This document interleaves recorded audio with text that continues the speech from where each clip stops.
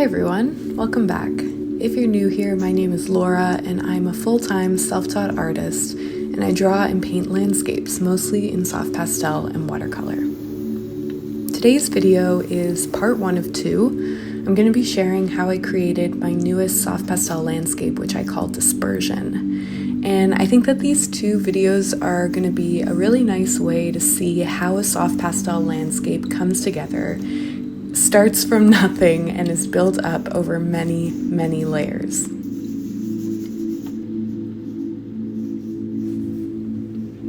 So first things first, we're starting with a very basic sketch. I honestly don't like to spend too much time drawing my piece before I go in with the pastels.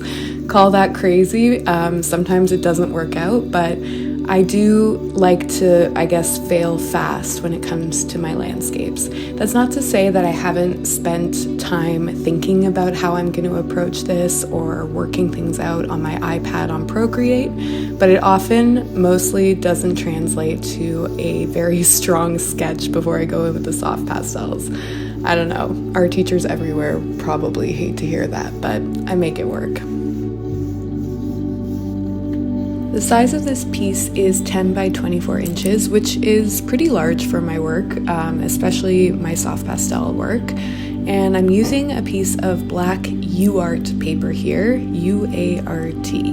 And it's not my most commonly used paper anymore.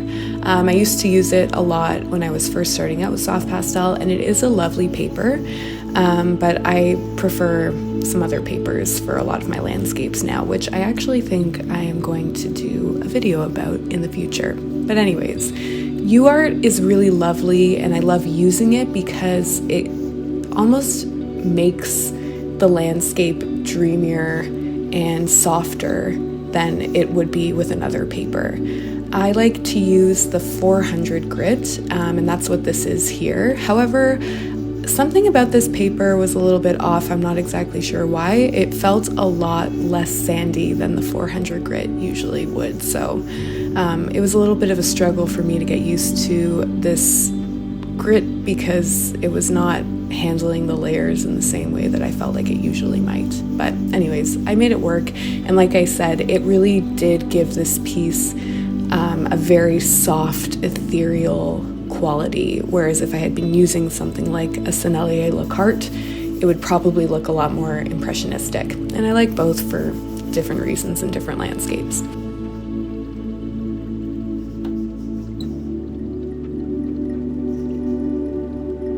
At the beginning of a landscape, I like to sort of sporadically place down marks and colors. I'm testing that I have the right values, that the values are all relating to each other properly, that the colors look the way I want them to look, and most importantly with pastel, that I'm actually able to achieve the colors that I'm after. So with other painting mediums like watercolor, gouache, oil painting, you can mix every color you could imagine exactly as you see it in your mind on a palette by mixing different colors together. And with pastel, it's a little bit different. Sometimes it works out that you have the exact right pastel stick. It's the perfect color, the perfect value. You just pick it up and put it on the paper. But a lot of the time, that's not how it works out, and you end up having to make the color by either blending it or layering it on the paper. So what I do at the beginning is a little bit of making sure that I'm able to layer the colors that I have to achieve the colors that I want.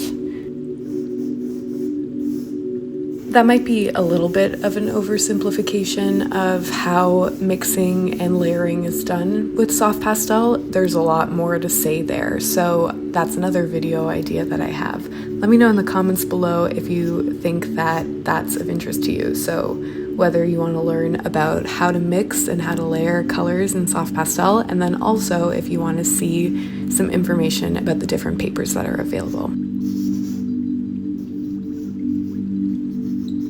This part of the sky is a good spot where you can see all the layers of the different pastel colors being applied to create a new color that didn't exist with each one individually. So I like to build up a couple of very thin layers, and then when I feel like I have a good amount of color there, sometimes I like to blend them together with my fingers.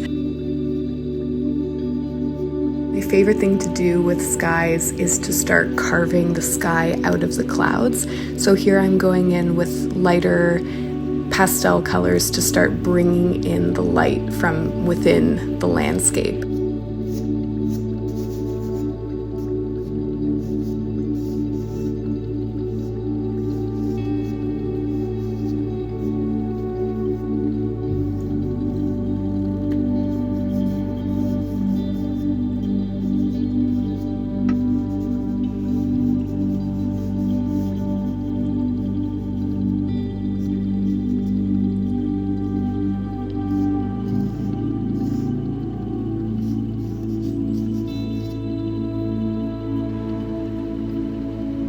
At this point in the piece, I'm taking actually a scrap piece of paper and using it almost like a ruler so that I can trace a straight horizon line. Up until this point, the horizon line has been super blurry and I haven't really wanted to approach it just yet.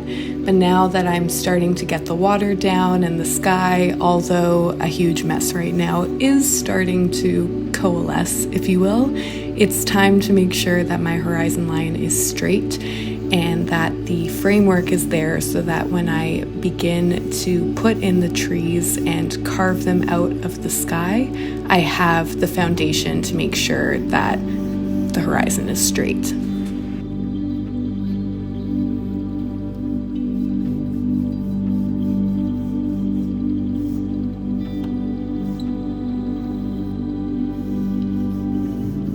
Alright, I'm going to stop talking now and let you watch the rest of this video play out.